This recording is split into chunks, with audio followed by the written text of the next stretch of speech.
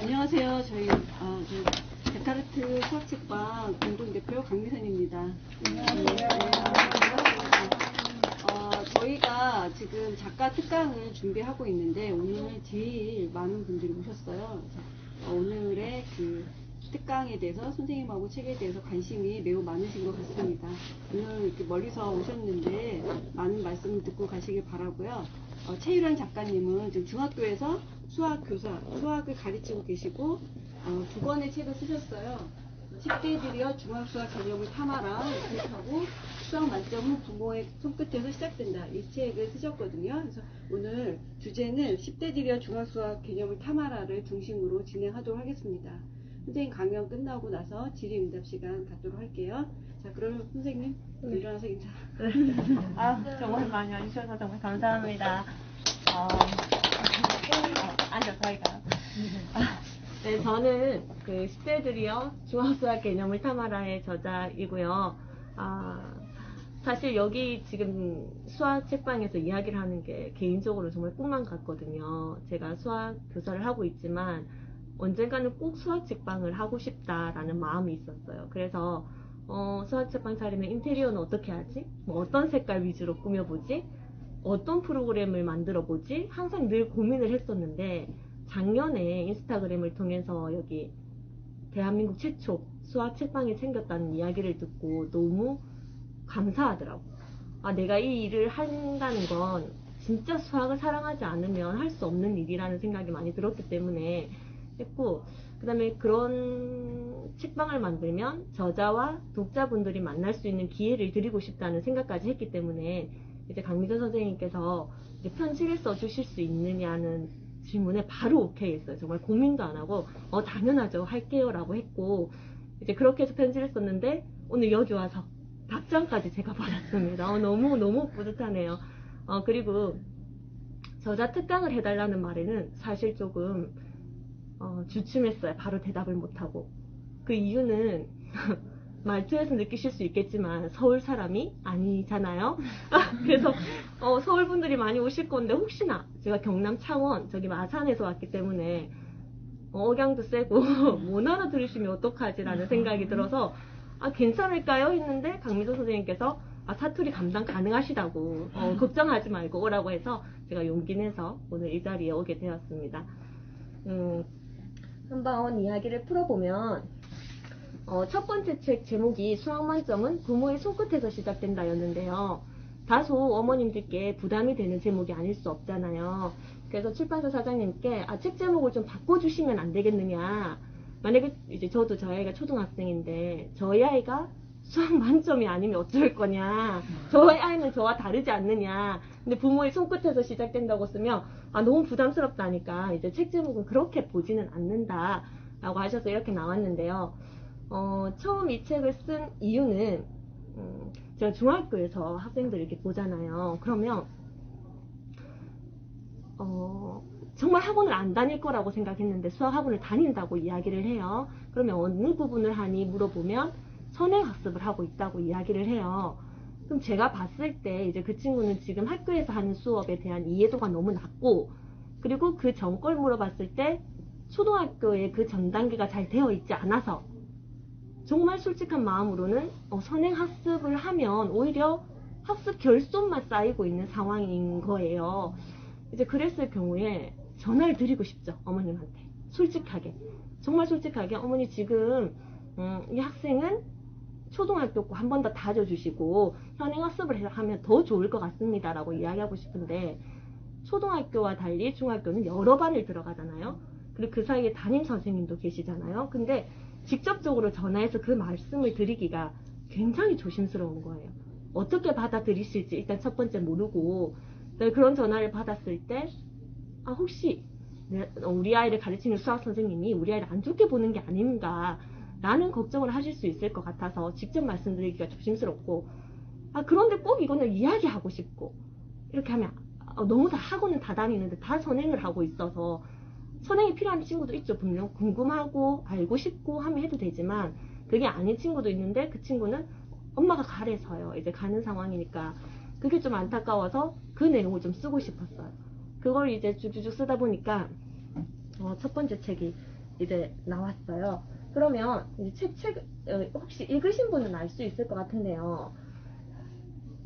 꼭 학원을 가지 않아도 자신이 예죠. 초등학교 6학년 올라간다고 생각할게요. 그러면 초등학교 5학년 공부가 다 되었는지, 초6 공부를 시작해도 될지, 그러니까 선행을 해도 될지, 선행이 다 되었는지 확인하고 싶을 수 있잖아요. 이럴 때 레벨 테스트를 가기도 하더라고요. 근데 레벨 테스트에서 좋은 등급을 받았다고 해서 그게 절대적인 기준이 되는 건 아니잖아요. 그래도 자기한테는 좀 되나 싶을 수도 있고. 자, 그럴 때 부모님께서나 아이가 확인할 수 있다면 더없이 좋을 것 같은데요. 그래서 제가 이 책에 소개한 건 백지공부법인데요. 그 교과서를 배웠잖아요. 근데 교과서 제일 앞 페이지를 펴면 뭐가 있죠?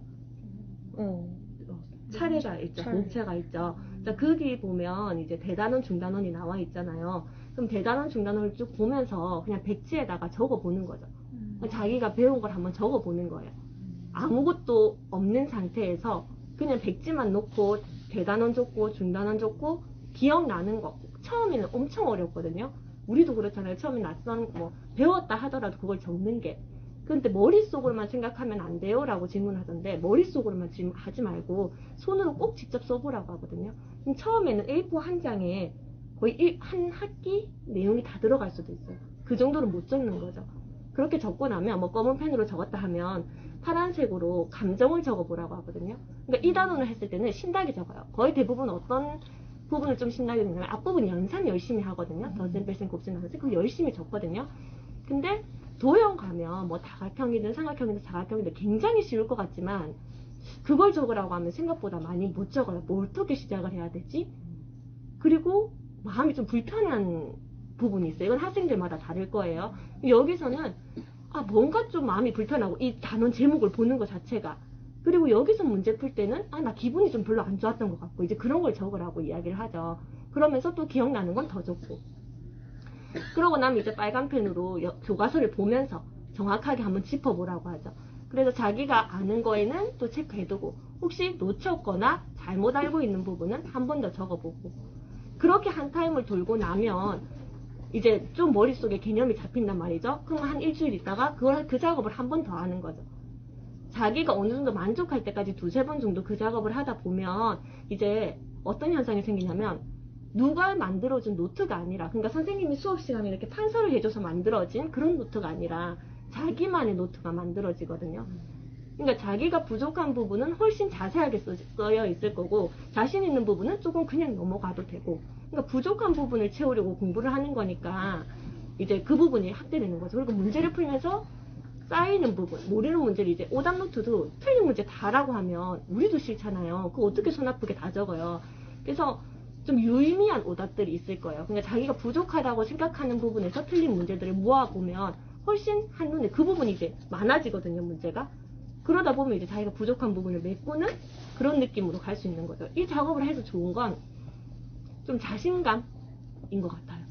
내가 이해를 했다는 확신, 자신감. 그리고 또 두 번째로 수업 시간에 봤을 때 이제 학원을 갔잖아요. 그럼 이제 그 내용을 한번 들었잖아요. 그래서 학교에서 선생님이 또 그 부분 수업을 하잖아요. 그럼 이제 어떨 것 같아요? 나 저거 아는데? 그러니까 선생님 듣는 게 이제 시간 낭비라고 생각을 하는 거죠. 공부를 이제 좀 타는 친구들은. 그러니까 그 시간에 문제를 풀거든요. 다른 문제집을 풀기도 하고 수학에서 그 뒷부분을 풀기도 하고 근데 절대 하지 말라고 하는데 해요. 근데 이렇게 했을 때 좀 문제는 앞에 선생님이 설명을 하니까 온전히 집중하지 못하고 그냥 문제를 푸는 거예요. 그리고 선생님이 설명하는 부분에서 분명 자기가 얻어갈 게 있을 거란 말이죠. 그러니까 자기가 이걸 한번 써본 친구들은 개념을 이해했더라도 선생님은 좀 다르게 설명을 하네? 저렇게 이해하면 내가 훨씬 도움이 되겠는데? 이걸 써봐야 선생님의 말에서 얻을 수 있는 걸 배워갈 수 있는 거죠.